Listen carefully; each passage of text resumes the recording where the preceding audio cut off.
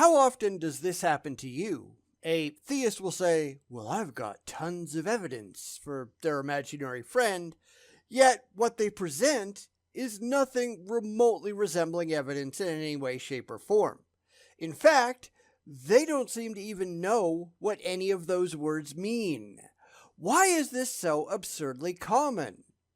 Let's take a look at it. Coming up next. Today, we're going to look at some claims of evidence for the existence of God. It comes from a website called christinscripture.com, but sadly, at least for the religious, nothing that they present remotely qualifies as evidence. Mostly, this is because they have no idea what the hell evidence is, how it's used, or what it's supposed to do. And I'm going to try to address some of that, even though I think we all know that the religious just won't care. They just want to believe. They just want their imaginary friends to be real. The fact that they can't show that any of it is reasonable, rational, or verifiably true, that doesn't seem to matter, does it? So, let's get started.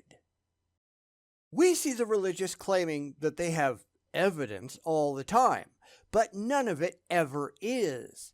However, it's not often that we stop and explain exactly why it isn't evidence for their claims. And I wanted to go ahead and do that today for an article that comes from christinscripture.com, because while a lot of things that we see going on are pretty commonplace, none of it is actual evidence for the claim that they are trying to make. So let's get at it. Is there any evidence for the existence of God? If so, how can we find it? These questions, if asked and pursued sincerely, can lead one into a great body of knowledge and truth. But if asked just to challenge and debate, one might gain little more than an argument. I maintain there is strong evidence for God's existence from logical, scientific, and historical perspectives.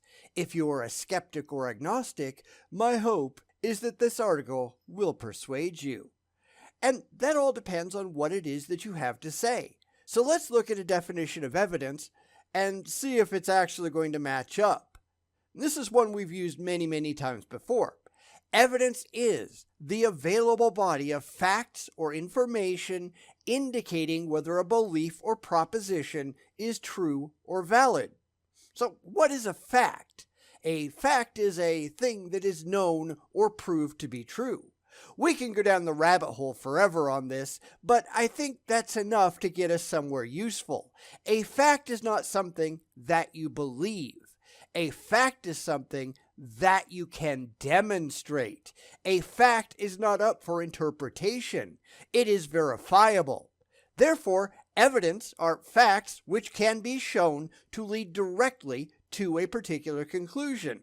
The facts are what gets you there, not based on what you really want to be true, but on what is demonstrably true, what is defensibly true. So let's continue. Some people ask for proof of God's existence, but when there is a lack of proof, they claim this shows that God doesn't exist.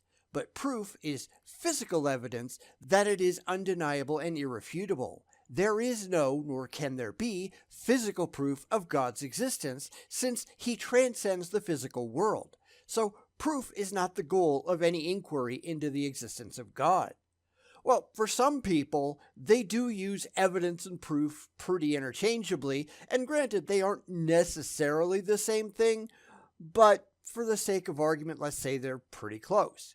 What we see a lot of times from the religious are just claims that God is real, without any kind of independent, verifiable evidence to back it up.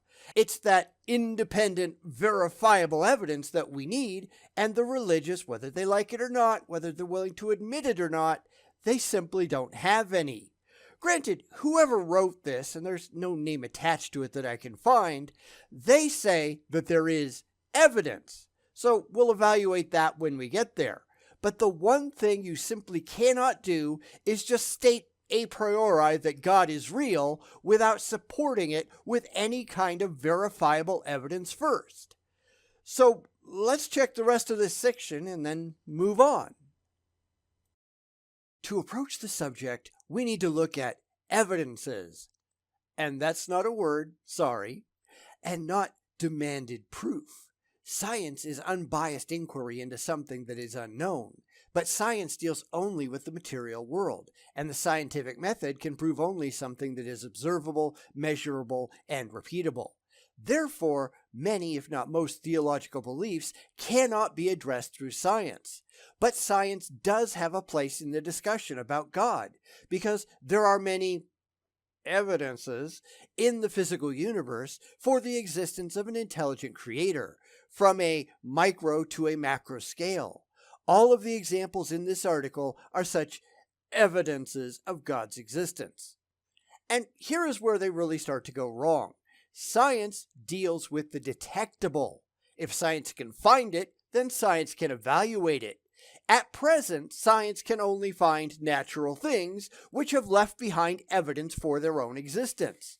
Anyone who claims that there is something beyond the detectable, then they have the burden of proof to show how they have come to that conclusion rationally. In other words, they have to provide evidence that their claims are, in fact, valid and demonstrably true. And this is where the religious start to have issues because, at least so far as I've ever seen, they can provide no evidence of any kind that anything beyond the natural world exists. Just because you want it to be true, that doesn't make it true. They claim that it is, but claiming things doesn't make them real. You would need to show how you have come to that conclusion intellectually, not by faith, not because you believe it, intellectually, rationally, by evidence. Just believing it or having faith in it, just because it says so in a book that you really like, that doesn't mean anything. You have to do better, and at least as far as I've ever seen, none of the religious have gotten anywhere close.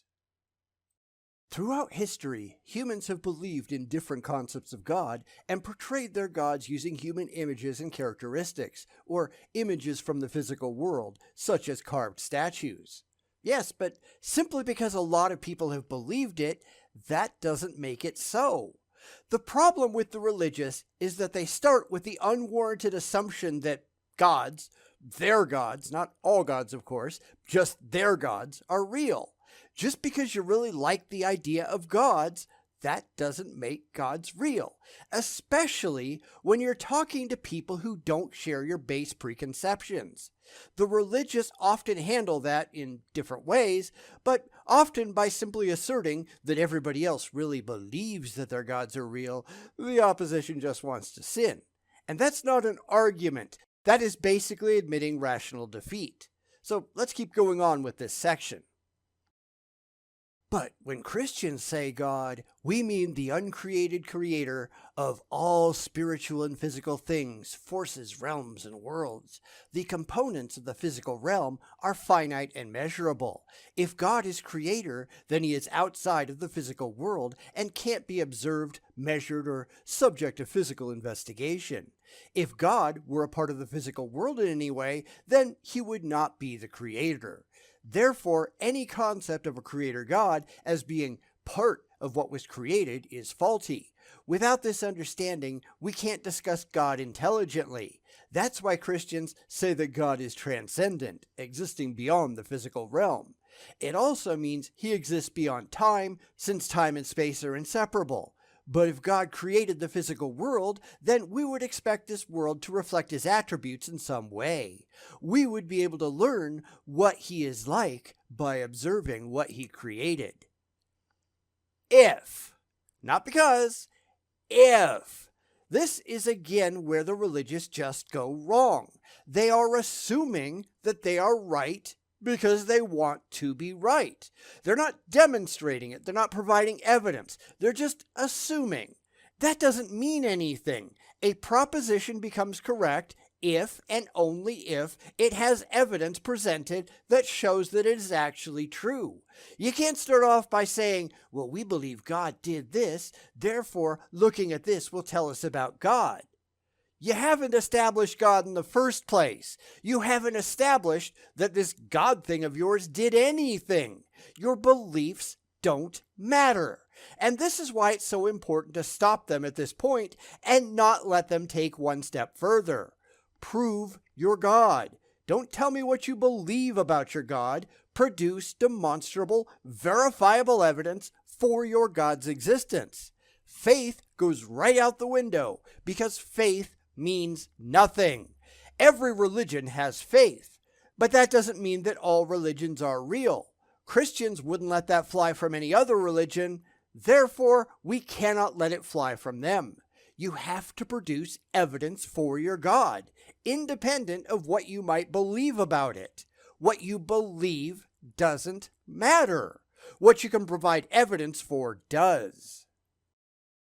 About 57 AD, the Apostle Paul wrote that there are abundant evidences for God's existence. I don't care. This is just my book says a thing.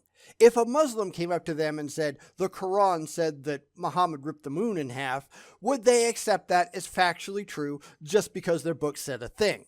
Of course not, which means they don't get to use their book as evidence unless they can show that it is factually correct first. And that hasn't happened.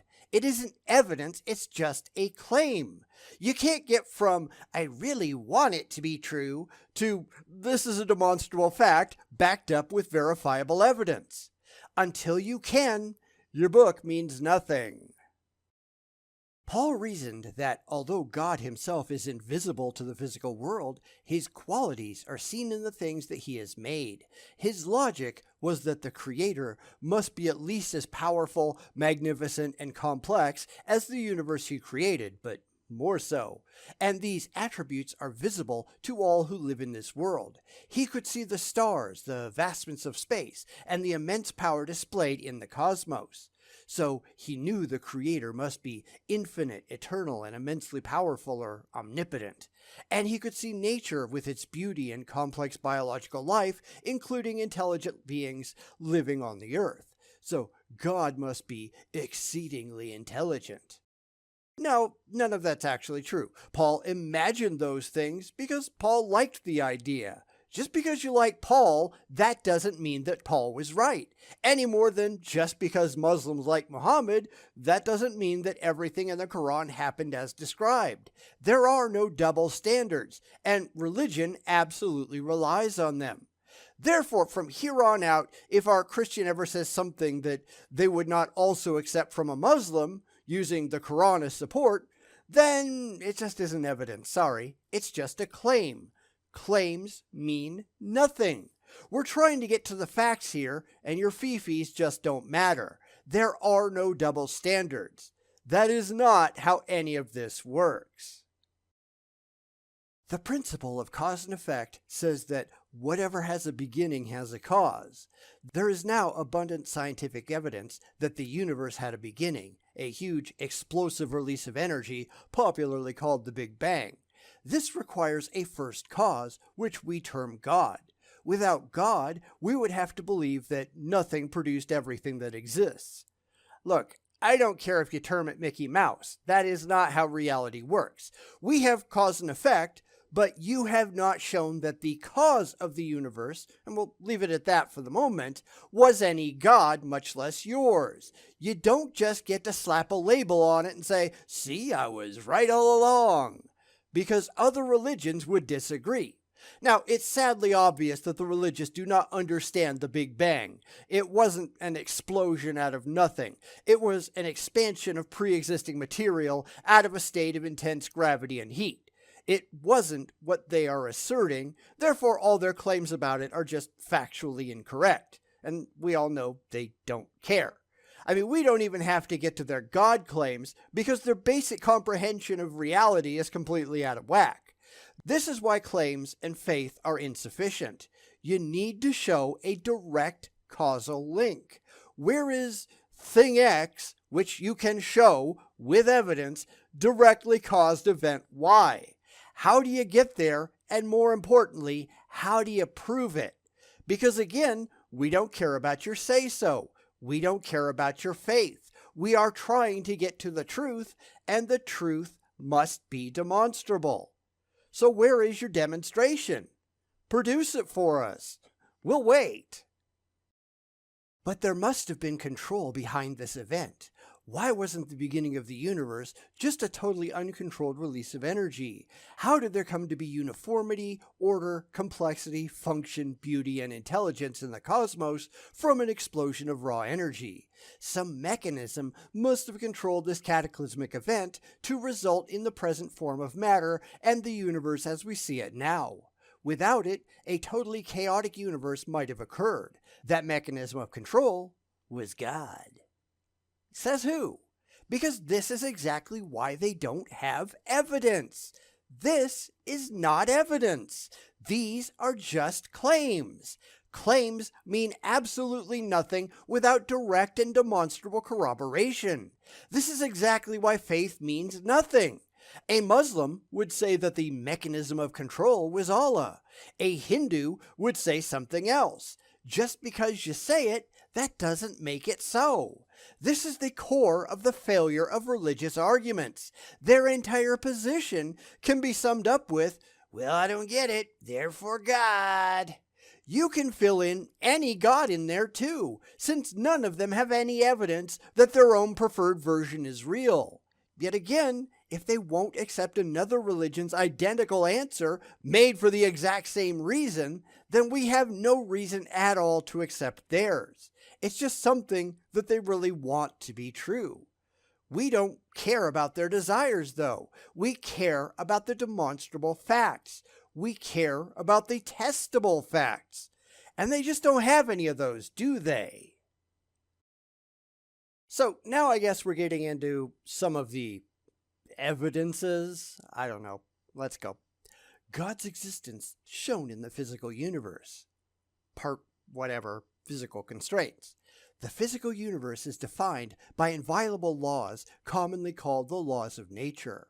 When these laws are expressed as equations, constants appear whose values are unchangeable. There are many of these physical constants, including the force of gravity, the speed of light, the mass of atomic particles, and the forces holding them together.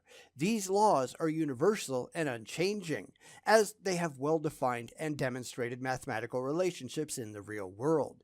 They define and govern the universe we live in, and their existence strongly suggests a transcendent lawgiver. Without established physical properties and laws, there would be no physical universe at all. Yeah, not really. No. There are physical laws to be sure, but those are based on our observations, and our observations can be wrong. The ones that we have today are just the things that we have not yet found anything that violates them. It's not that they can't be violated, because we do find exceptions to the rules all the time.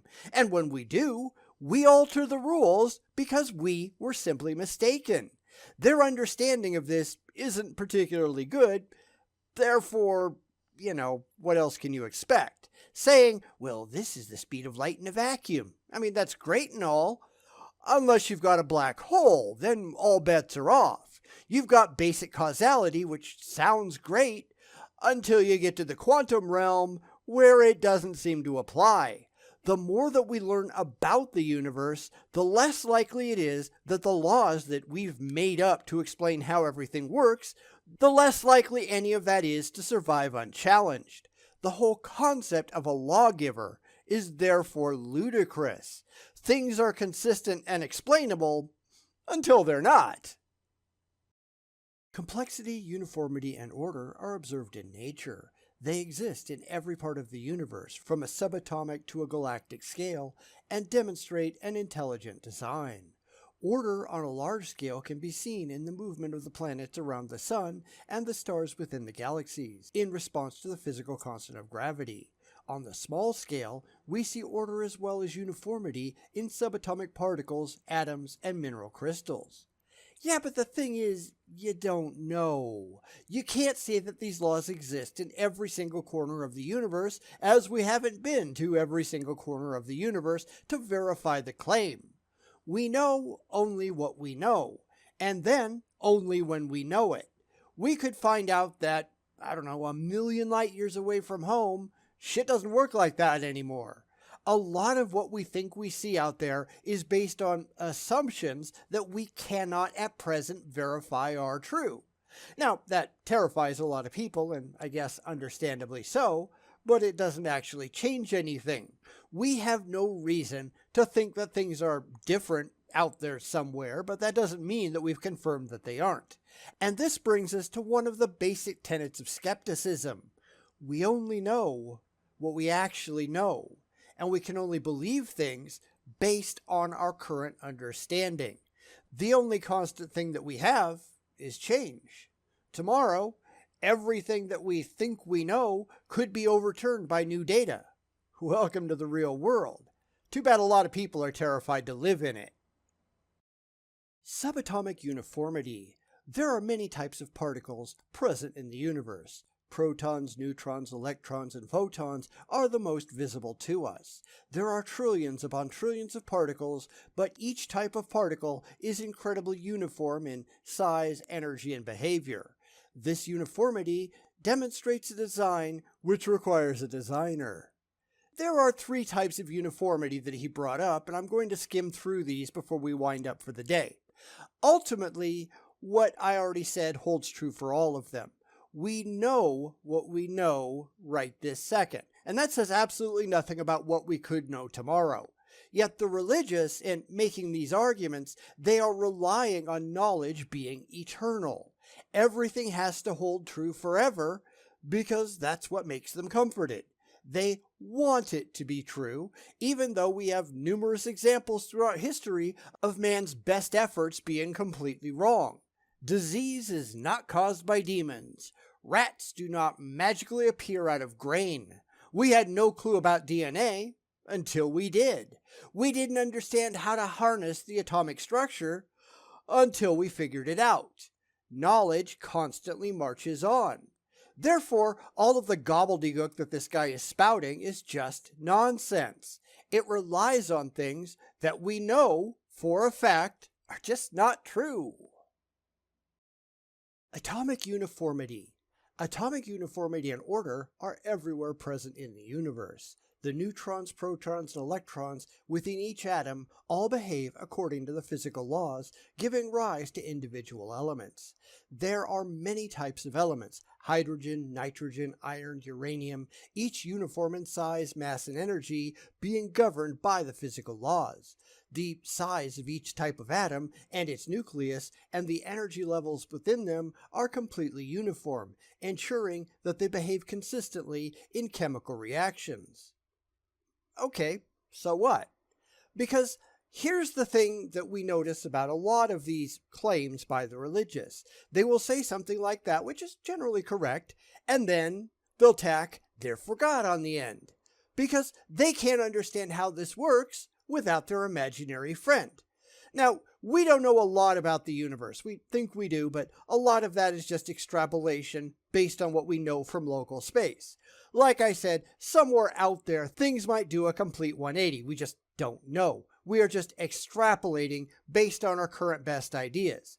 So far as we can tell at present, everything works uniformly, but that doesn't mean that there's a God, just because that would make some people really, really happy to think that there was. Your wishes and your dreams don't matter.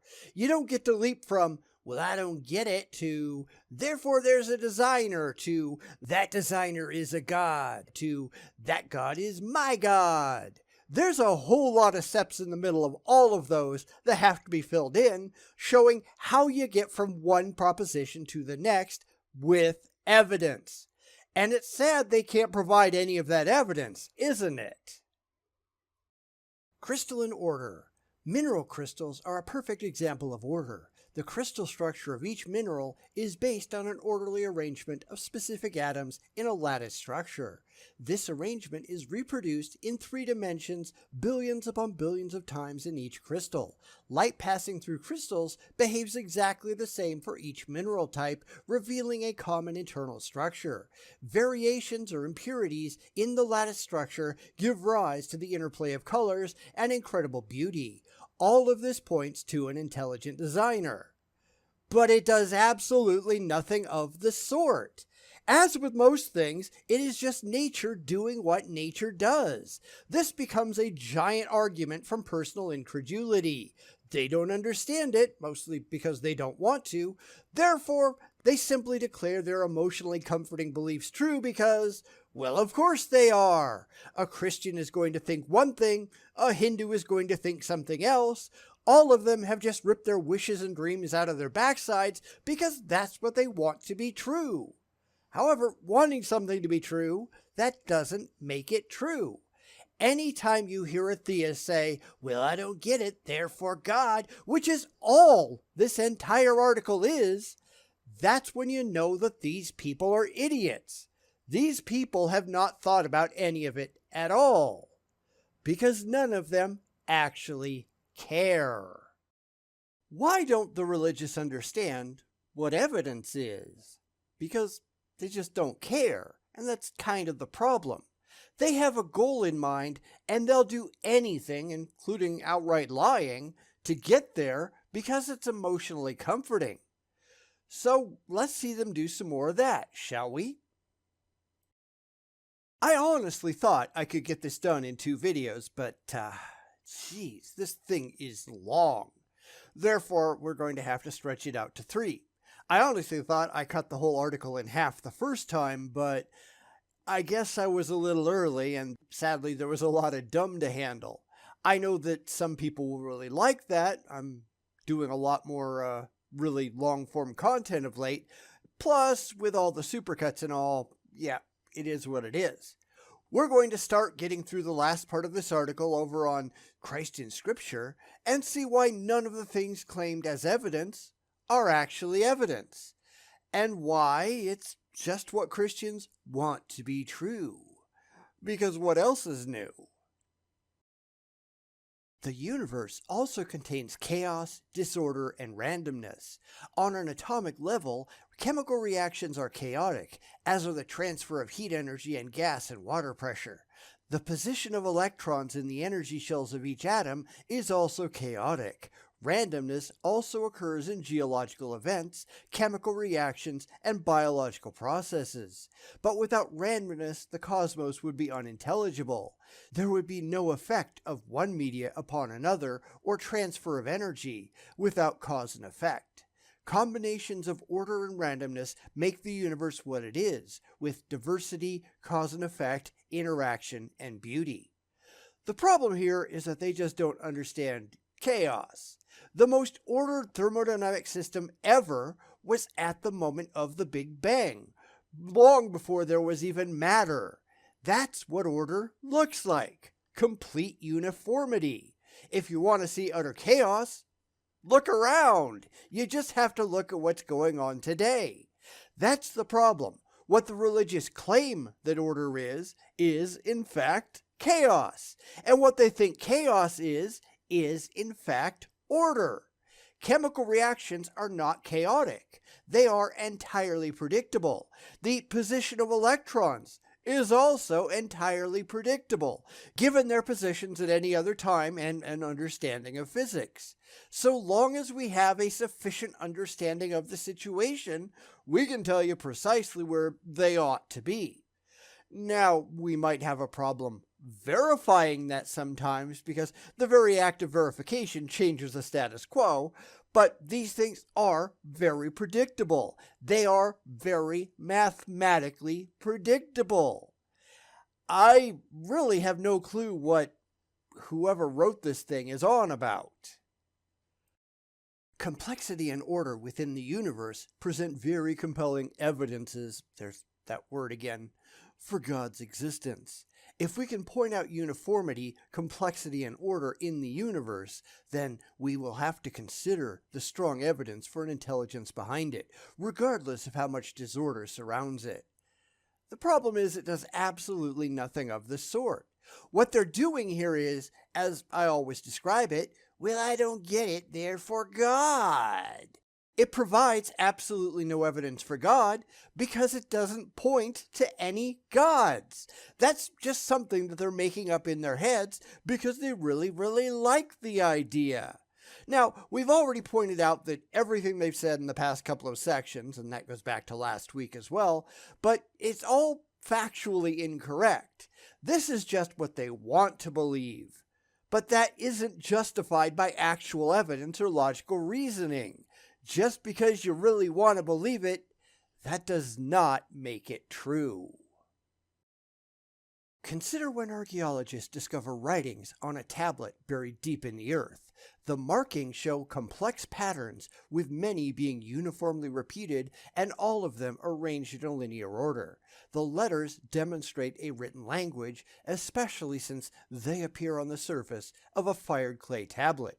The surrounding material that it was found in might be a totally random mixture of sand, clay, gravel, and debris. The researchers may not know the meaning of the letters, but that one tablet is compelling evidence that intelligent beings lived there in the past. Yes, when an archaeologist discovers something that was written by a human, it can be identified as being written by a human. However, we find all kinds of things that look just like regular patterns that simply are not. People look at it and say, well, that couldn't have come about naturally. Yet it did. It's probably where some of the earliest religious thinking came from. Well, it had to be a god. No, it's just nature doing what nature does. No gods required. In the same way, just one significant example of uniformity, complexity, or order in the universe demands an explanation as to how it happened to exist in a world otherwise filled with disorder. But as we know, all three are present in every corner of the cosmos, not just in isolated examples. Without God, we would have to believe that pure chaos produced order and complexity, which is illogical. And there we see the desire to know without the ability to know. There are lots of things out there that we just don't know. We might never know. If we knew everything, we wouldn't need science, would we? Yet a lot of people just wish that they knew because they wish that they knew, where they don't actually know anything. They just invent answers to fill the void of ignorance in their heads. And where they don't know, as we just saw there, they just invent gods. Well, I don't know. God did it. Why God? Why not? And I'm sorry, but that's just reality. It's why people come up with gods, at least some part of the reason, because they couldn't answer why when they really wanted answers. Just because you want it, that doesn't mean you get it. Please try to grow up. Biological life is extremely complex. The complexity of even the simplest form of life point to an intelligent designer. DNA occurs in every cell of every biological organism and contains incredibly complex and voluminous specifications as to how the organism will develop and function. It's difficult to imagine how this complex information could develop from raw lifeless materials without direction from a transcendent designer. Although the beginning of life on Earth is a hotly debated topic, all researchers agree that the odds of any chemical reaction resulting in reproducible life by pure chance is extremely small. Except that's not true. The only people who are saying, well, it can't happen without God, are the fundamentalist evangelical creationist morons. It's the people like you who disagree. Science certainly doesn't. Science says, yep, that's how it happened. It's very easy to understand. We're working on it. That's the way it goes. That's not what creationists are doing, because they just don't want to understand. The whole process is not as complex as you think. I mean, yes, it is complex, but a lot of it is in the interpretation, not in the reality. Mostly, it's just chemistry doing what chemistry does. The religious want to know why it's doing it, because that's what chemistry does. That's the reason. There is no larger reason behind it. It just is. There is no purpose. It just is. But they don't like that. They want some larger meaning. Well, too bad.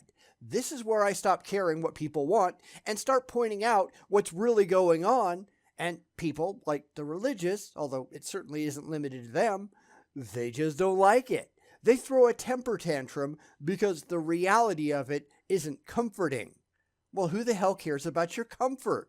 Certainly not reality. And that's why they turn to religion and all the other woo-woo beliefs. Because to them, fee-fees are all that matters. And they're wrong. Truth is all that matters. Fee-fees are entirely irrelevant. How dumb are these people? A watch is very complex and therefore must have an intelligent designer. However, complexity is only one aspect of a watch that demonstrates intelligent design. The parts are also arranged in an orderly fashion, which work together to give the watch a function, such as telling time. Someone who has never seen a watch would still have to acknowledge that it had an intelligent designer and maker, even if it wasn't working. The fact that it has the function of telling time points to the intent of a designer. That requires an intelligent origin regardless of how it was created. Oh good, the completely debunked watchmaker argument. This ought to be fun. One issue with what he said is that if you don't have a concept of telling time, then just looking at a broken watch isn't going to tell you anything about what that function might be. Somebody living on a deserted island someplace who has never dealt with the concept of time, who just watches the sun go by, they are not going to have any concept of what this watch is supposed to do. They're going to look at it and say, well, a god made it, because they can't fathom how it might have actually been made. And this is ignorance over intelligence, which kind of describes the religious if you think about it. The problem here is watches are not biological. They don't evolve on their own. They don't change on their own. Life forms are, and they do. The whole problem with drawing analogies between the two is that the religious aren't cognizant of the inherent differences in the two items. This is another case of, well, I don't get it, therefore God. Often because the religious desperately want to feel special. It's a case of, well, I don't like it, therefore God. Because this kind of crap happens all the time. What you like doesn't actually mean anything. This is why what you want to be true doesn't mean anything when you're trying to determine what is actually true. It's why all of this made-up God crap exists. It's an excuse that provides comfort to people who clearly aren't that bright, who just wish that they had knowledge that they clearly do not have because they'd rather be happy than right. And how dumb is that? The complexity of biological organisms alone is compelling evidence for the existence of God, but we observe not only complexity, but order and function within biological life. The functions within organisms to sustain, maintain, and reproduce life provide even more compelling evidence for an intelligent origin. Order within the plant and animal kingdoms is also observed with the interdependence of species within ecosystems and their ability to adapt to established seasons. It is absolutely nothing at all of the sort. God is not just the answer to all questions just because you want it to be. It's the very basis of, I don't get it, therefore God. But that's not how reality works. You don't just get to staple God done it on absolutely anything that you can't understand or don't want to be true. A thing is true if and only if it is actually true. And the only way to determine if it is actually true is to find evidence that supports it. It's why the religious are so laughably wrong all the time. Because they just don't care. The universe would be very monolithic and stark if only order existed. Conversely, total randomness would be chaotic and incoherent, but randomness in combination with order gives rise to beauty. When we say that something is beautiful, we mean that it is beautiful to us humans. And how the hell do you know any of that? It's just something that you've made up in your head because you desperately want to get to a nonsensical supernatural explanation. The thing is, beautiful is entirely subjective. What I find beautiful, someone on the other side of the planet might find very, very ugly, and vice versa. And I've gone through standards of beauty before, and it's probably not worth doing again. Beauty, as they say, is in the eye of the beholder, because beauty is mostly culturally derived. Some of it is biological, but mostly it's because the culture in which you live says that it is. Of course, people like the author have probably never lived anywhere else. They don't know that everyone on the planet isn't just like they are, which explains all of the absurdly ignorant proclamations that we get from the religious. They just don't know nothing. And that's kind of sad, huh?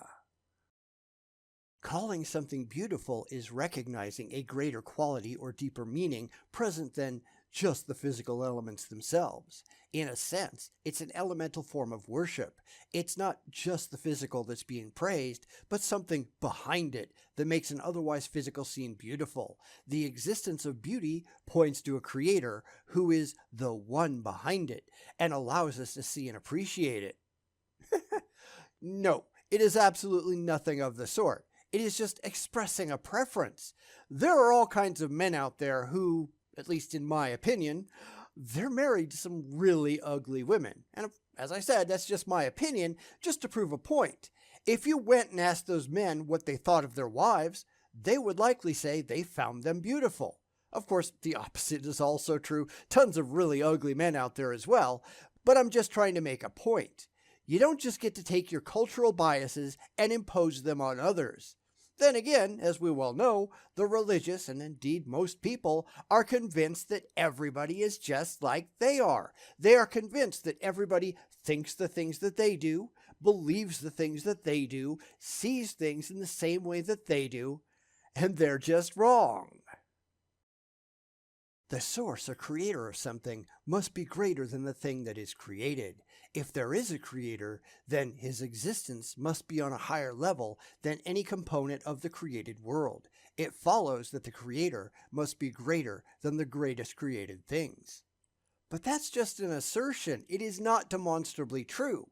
Of course, that's why this article isn't being written for the non-religious, because nothing the article writer has to say is remotely defensible, justifiable, or verifiably true. They just really want to believe it. But wanting to believe doesn't mean anything. Wanting to believe is a complete waste of time. And I'm starting to think that this entire article has been a complete waste of everyone's time.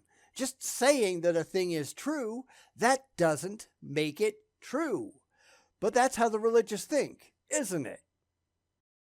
A personal being, one having personhood, is the highest level of existence we can see in the universe. A personal being possesses self-consciousness, intelligence, volition, emotion, and the capacity to communicate. If such a being has a body, the body is just the physical vehicle through which the person exists. Consciousness and personhood cannot come directly from inanimate object. It's against logic and the principle of cause and effect that such a being can be produced spontaneously. In other words, only a personal creator can create another personal being. Without God, we would have to believe that unconscious matter produced conscious rational beings. No, none of that is true. This is, again, just a personal assessment. It's what the author wants to believe. But that doesn't mean anything. Well, I really like the idea of a super-duper being. Okay, so what? Your opinions are not important. You don't get to just dictate reality on the basis of your ego. But I really want it to be true. So what? That's just stupid. And I say that having just encountered a theist who claimed that everything in the New Testament was true because it says so in Wikipedia. When it was pointed out that Wikipedia says absolutely nothing of the sort, he just says, well, it's true anyway, and runs away. It's really hard to know if these people are serious or if they're trolls or pose. There's really no way to tell the difference. And that's kind of scary, right? Since humans have personhood, then their creator must also have it. So God, by definition, must be a personal being and not just an impersonal force. But there is no creator apparent. I know I'm just saying the same thing over and over and over again, But they can't just get away with making these absurd proclamations without any kind of corroboratory evidence. But I just want it to be true. I don't care. Fuck off. Nobody gives a damn about your wishful thinking. We care what you can prove, and these people can't prove a damn thing. It's like, what the hell is wrong with these people? Absolutely everything that the writer of this, we still don't know who that is, but everything they have said has just been, I don't get it, therefore God. Everything has just been, well, I'm just going to attach God to it because I wanna. But that doesn't mean anything. That is really stupid, childish, and immature. But that's religion. I don't know how many times we have to see this before we stop giving these people any latitude. A basic belief in the Christian faith is that Christians were created in God's image. This means that humans possess basic personal characteristics of the Creator: intelligence, communication, volition, awareness of right and wrong, emotion, and creativity. Since we observe these qualities in all humans, if there is a Creator, He must also have them, but to a much greater degree. Yes, I know that's your belief. I just don't care. That doesn't make your belief true. It is almost impossible to get a theist to consider that as valid. They just want to believe. Yet wanting to believe doesn't mean anything, does it? Hindus want to believe, but Christians think they're wrong. By the same token, Hindus think Christians are wrong. Both of them can't be right, but all religions can be wrong. Why can't I find any theists of any kind who are willing to admit that? It's from that you find a desire for actual truth. And that's the one thing that I find that is lacking in all theists everywhere. The desire for truth absent their feelings. The desire to know what is actually going on, at least as much as we can know, without caring about your fee-fees. That's the problem that the religious have.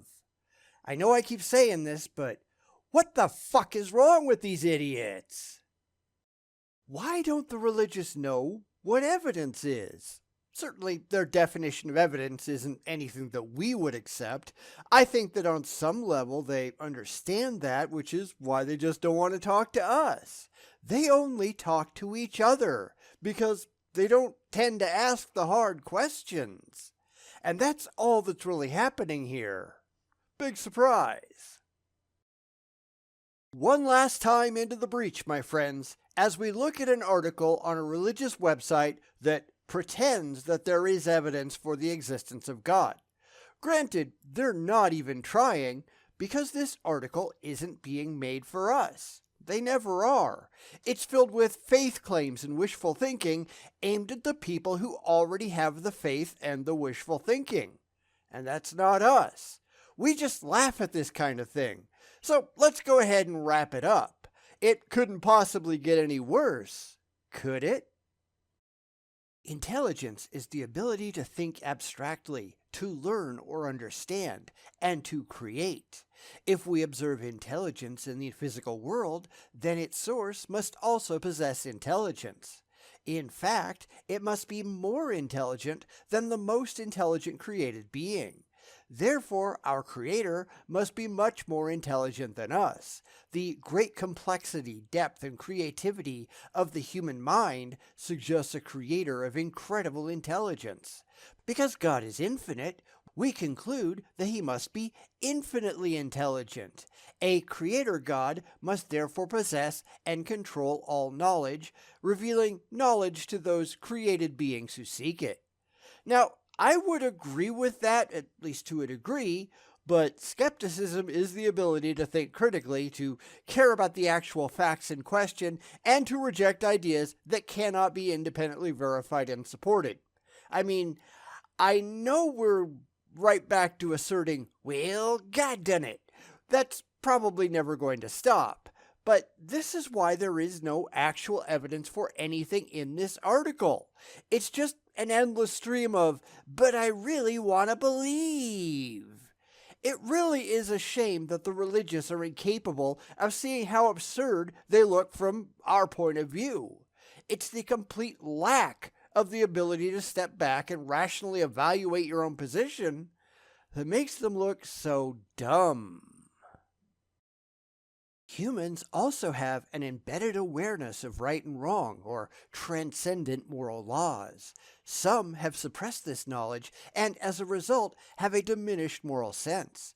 But all people have some sense of moral behavior, including the need for love, respect, and forgiveness in our personal lives and in society. Even atheists don't live without a moral code to guide their behavior. There must be a transcendent creator who gives us this awareness. Yeah, actually, they don't. Studies have shown this. It's why so many kids shoplift. They don't know it's wrong. In fact, the only thing that we can show that most people, and not all, just most, have is empathy. They can look at someone else and put themselves in their place. They wouldn't want to be harmed in that position, so they don't harm others in hopes that they will reciprocate. Of course, that's situational because there are plenty of people out there who just don't care. And we're not just talking about sociopaths, although there is kind of a spectrum there, but just regular people can and will harm others if they feel that their need is more important than the need of those that they are hurting. And we can go right back to shoplifting for that. Well, who cares? They're a big faceless corporation. I need it more than they do. Right and wrong are entirely subjective. What one person might feel they're justified in, someone else might just declare it evil. It is really sad how many people don't understand the reality.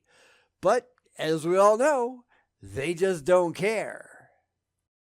How is it that intelligent beings like us, who live in such a vast, expansive universe, can even think about such concepts of God and eternal values if there was no such possibilities? Without God, the universe would be purely materialistic, without any transcendent components or values. Well, that's because gods are just made up to allay our fears. It can be scary out here in the big bad world all on our own. People want to be looked after. They want to feel like someone has their back. Therefore, in the absence of that in the adult world, they just make something up. They look back to when they felt safe in childhood. They are, sadly, entirely immature. That is often why these people get involved in churches. They want a community that they can count on. And since everyone there has the same irrational beliefs, then everyone can be expected to behave in largely the same way. If you need help, then you have people to turn to without having to do any of the hard work of making friends on your own individually. Now, I'm not saying that's a bad thing necessarily, but it is kinda lazy, right? The historical appearance of Christ is the greatest evidence for God's existence that is available to us. His birth, life, death, and resurrection are compelling evidence for an intelligent God who made a special effort to reach out to communicate with us not only his existence, but his love for the human race. A full explanation of Christ's coming and purpose is beyond the scope of this article, but the following articles offer a more complete picture, and then they list a couple which we're obviously not going to go into. The problem here is that none of this is actually true. Now, I saw a discussion between Paulogia and Frank Turek earlier today, where Frank made all of the standard Christian claims, and Paul, being Paul, just ignored all of them. He didn't hold Frank's feet to the fire as he needed to. It's got to be a Canadian thing. He didn't do what I would have done, which is call Frank out on all of his bullshit. Because that's the thing. People like Frank and all the rest, they rely on being able to gish gallop all over the place with all of these empty claims. Well, of course Jesus was real. Yeah, prove it. But all these people agree. Doesn't matter what anybody thinks. Prove it. Where is your independently verifiable evidence that Jesus was real? They don't have it. They're the ones making the claim. They're the ones that need to produce their evidence or just shut the hell up.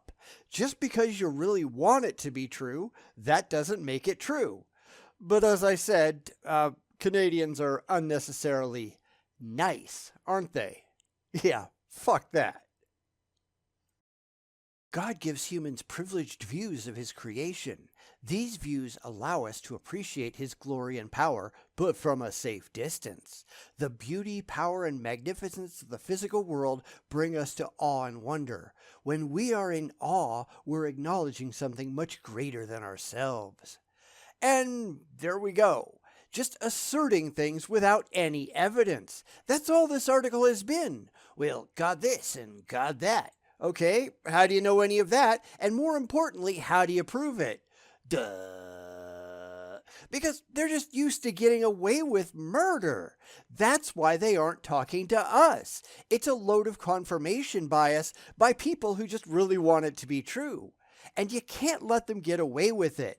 It's going to end up with a lot of failed conversations when they realize they just can't get away with their standard made up magical bullshit crap, but so be it. Let them run. Make fun of them when they do it.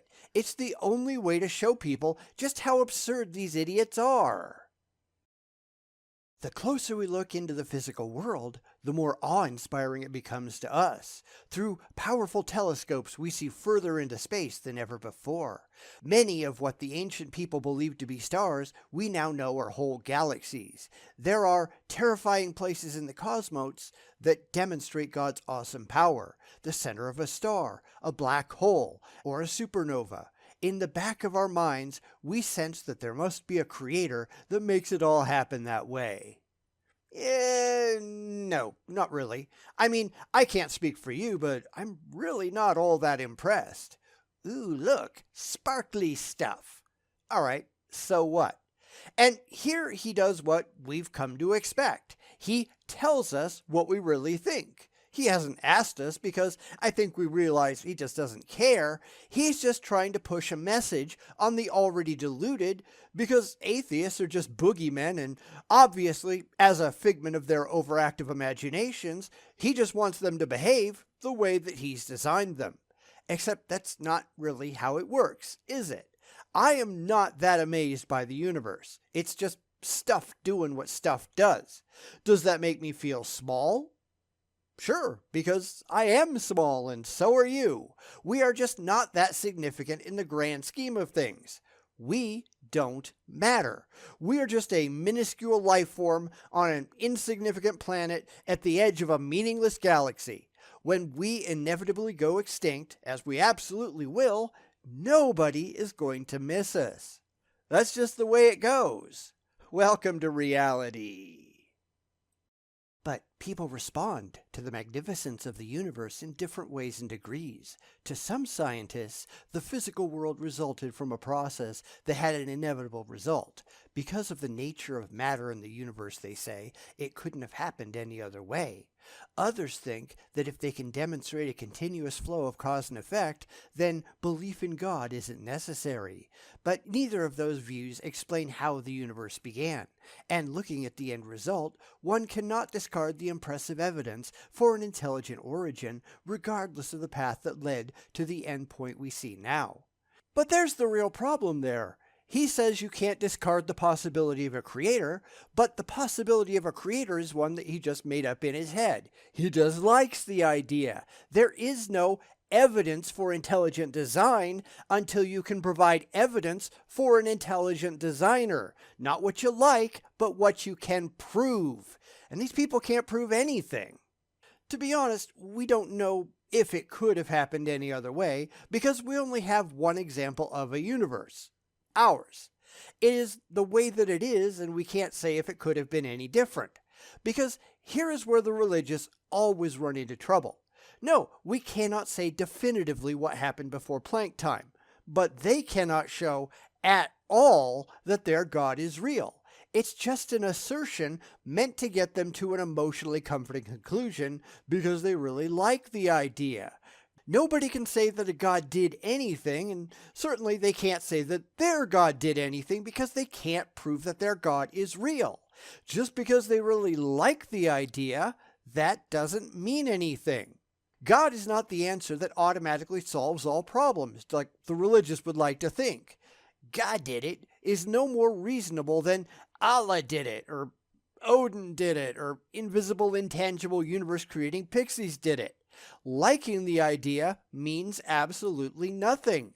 Yet you notice that you never see the religious actually trying to support the idea of their God over other gods, over other possible creators, or anything like that, right? Because they don't actually care. This is all about fifis, not intellect. Now, I've also had to point that out to theists using some of these standard bad apologetic arguments that they can't even rely on cause and effect, because that is something that we see within our universe. For all we can tell, like all of the other physical laws, cause and effect only came into existence at the point of the Big Bang. And that means we cannot assume that cause and effect existed before the universe did. And that goes for most of their crazy arguments. I hope you're not surprised. Most religious people can appreciate God's creation. Sure, that's because they've been programmed by indoctrination to think that way. That doesn't mean that's what's actually going on. And even atheists are known to be awestruck by the magnificence of the cosmos.